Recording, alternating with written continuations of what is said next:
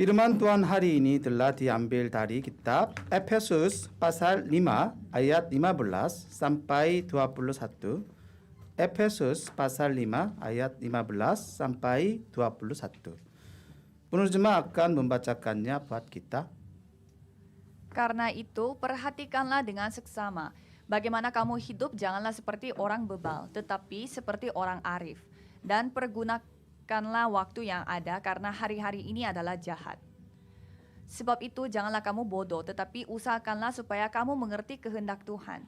Dan janganlah kamu mabuk oleh anggur, karena anggur menimbulkan hawa nafsu, tetapi hendaklah kamu penuh dengan roh. Dan berkata-katalah seorang kepada yang lain dalam mazmur, kidung puji-pujian dan nyanyian rohani. Bernyanyi dan bersoraklah bagi Tuhan dengan segenap hati. Ucaplah syukur senantiasa atas segala sesuatu dalam nama Tuhan kita, Yesus Kristus, kepada Allah dan Bapa kita. Dan rendahkanlah dirimu seorang kepada yang lain di dalam takut akan Kristus. Mari kita mengakui iman kita, Yesus adalah Kristus, anak Allah yang hidup.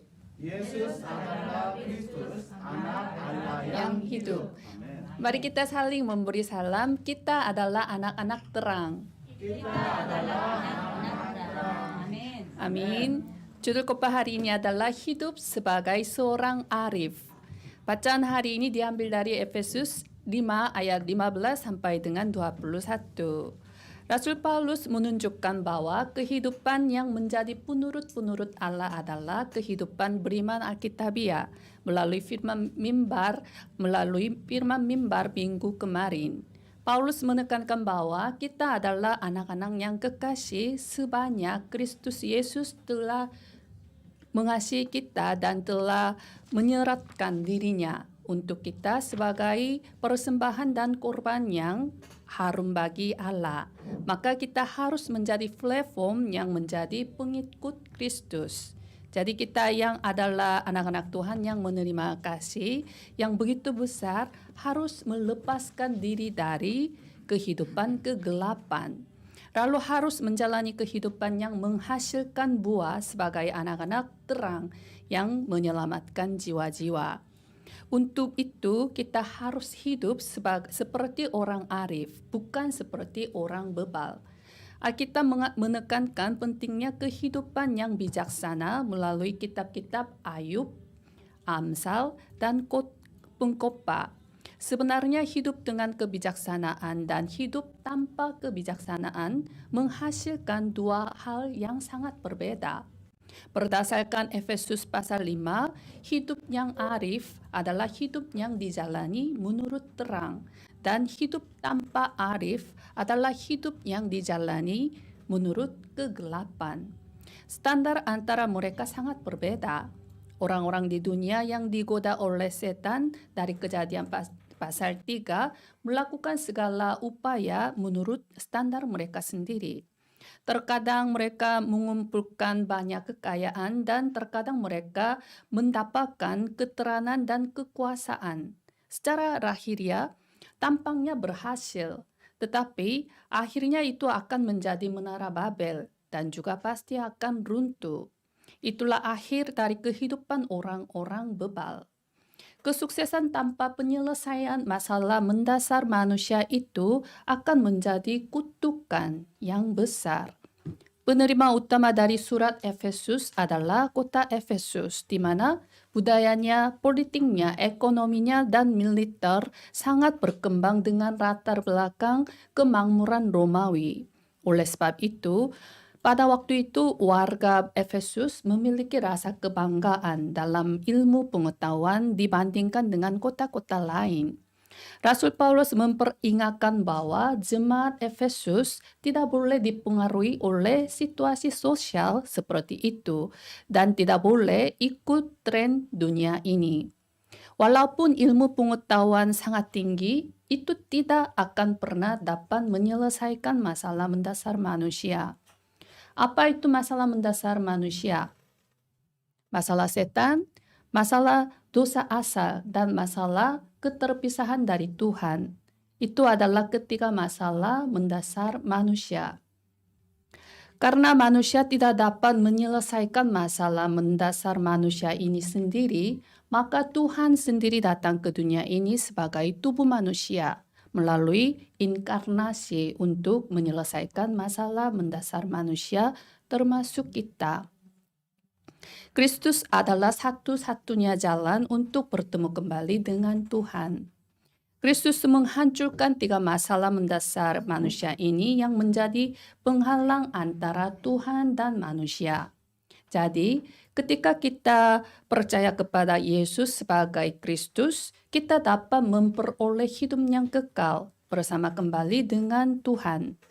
Kita perlu memiliki mata untuk melihat segala sesuatu dengan mata rohani. Itulah hidup sebagai seorang arif. Saya memberkati setiap jemaat Indonesia serta Timur Leste dalam nama Yesus Kristus. Kiranya saudara dapat mencari jawaban tentang kehidupan yang berkenan kepada Tuhan dan mengerti kehendak Tuhan dan memberi jawaban kepada orang lain. Sehingga kiranya saudara hidup sebagai seorang arif. Pokok bahasan yang pertama adalah arif menghemat waktu. Dalam ayat 15 sampai dengan 16, karena itu perhatikanlah dengan saksama. Bagaimana kamu hidup, janganlah seperti orang bebal, tetapi seperti orang arif. Dan pergunakanlah waktu yang ada, karena hari-hari ini adalah jahat. Pertama-tama, Rasul Paulus mengungkapkan bahwa ciri hidup sebagai seorang arif adalah bukan hidup dikendalikan oleh emosi dan perasaan sejenak. Karena itu, perhatikanlah dengan saksama bagaimana kamu hidup.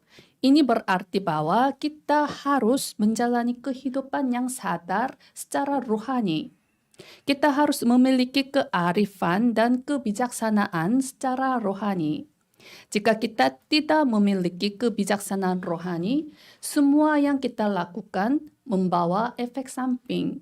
Kita tidak dapat memancarkan terang Kristus, malahan menutupkan terang Kristus. Oleh sebab itu, yang penting adalah menjalani kehidupan yang berkomunikasi dengan firman mimbar selama 24 jam sehari. Mengapa Tuhan membiarkan kita menjalani kehidupan beriman di gereja Yewon di antara begitu banyak gereja? Alasannya adalah agar kita hidup seturut alur firman mimbar gereja Yewon. Agar kita menjadi saksi penggenapan firman mimbar. Di atas segalanya penting untuk mengikuti alur firman mimbar yang diwartakan melalui ibadah setiap hari Minggu. Ibadah hari Minggu adalah saat di mana Tuhan memberi kita pedoman rohani tentang kehidupan seperti apa yang harus kita jalani.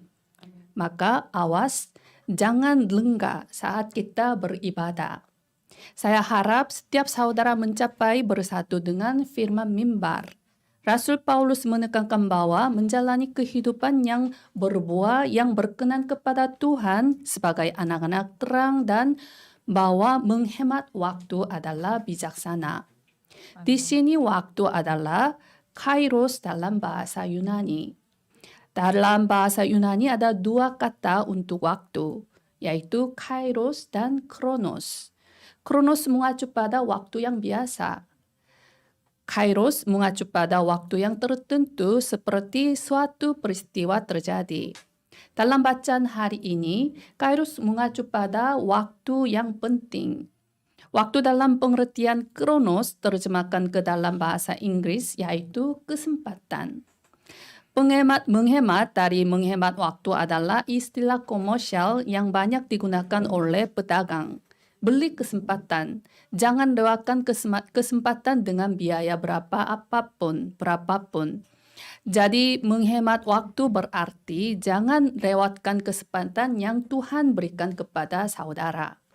Tergantung pada bagaimana kita menggunakan waktu yang diberikan ini, akan diputuskan apakah tidak kita akan dipakai untuk mewujudkan pekerjaan Tuhan atau tidak. Waktu tidak dapat ditabung seperti uang. Jika waktu berlalu sekali, maka tidak akan datang kembali dan tidak akan terulang lagi. Jadi kita tidak boleh melewatkan waktu dan kesempatan yang diberikan kepada kita. Maka kita harus menggunakan waktu dengan bijak dan harus berbuah hasil dengan 30 kali lipat, 60 kali lipat, dan 100 kali lipat. Paulus mengatakan bahwa waktu harus dihemat. Karena waktu itu jahat. Karena hari-hari ini jahat. Ini berarti bahwa zaman ini adalah waktu di mana setan si iblis, penguasa dunia gelap, menyerang secara intensif. Saat akhir zaman semakin dekat, setan akan menyerang lebih intensif karena waktunya akan segera berakhir. Akhir dari setan dan roh jahat akan jatuh ke lubang jurang maut.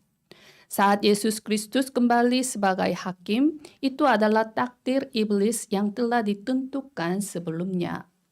Yesus berkata bahwa Injil kerajaan ini akan diberikan di seluruh dunia, menjadi kesaksian bagi semua bangsa, sesudah itu barulah tiba kesudahannya. Oleh karena itu, setan si iblis berusaha mati-matian untuk mencegah pemberitaan Injil dengan cara apapun. Seorang penulis bernama C.S. Lewis menulis buku berjudul Surah Screwtape. Senior setan bernama Screwtape memberikan nasihat kepada junior setan seperti ini. Orang Kristen hidup di dunia yang terbatas waktunya. Jadi buatlah mereka membuang-buang waktu. Kemudian kita akan menang. Bagaimana menurut saudara? Berapa banyak orang yang sedang tertipu melalui penipuan setan? Kita tidak boleh melupakan fakta bahwa kita adalah penatalayan dari waktu yang telah Tuhan berikan kepada kita.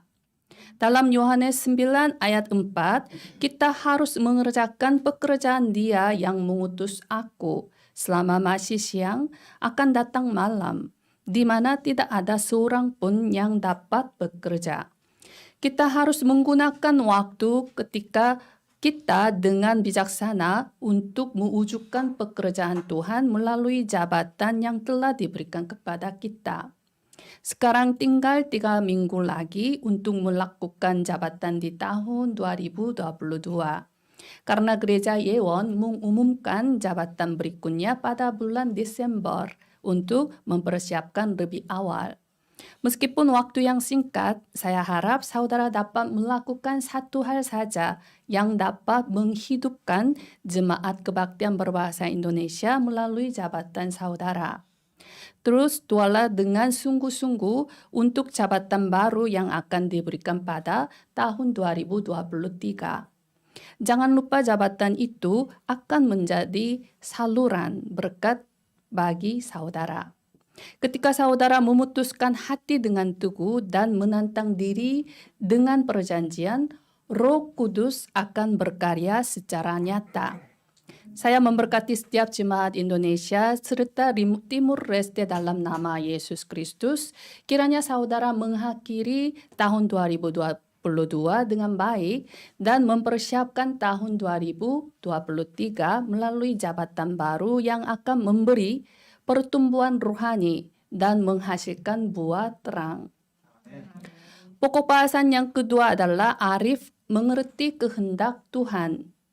Dalam ayat 17 sampai dengan 18, sebab itu janganlah kamu bodoh, tetapi usahakanlah supaya kamu mengerti kehendak Tuhan.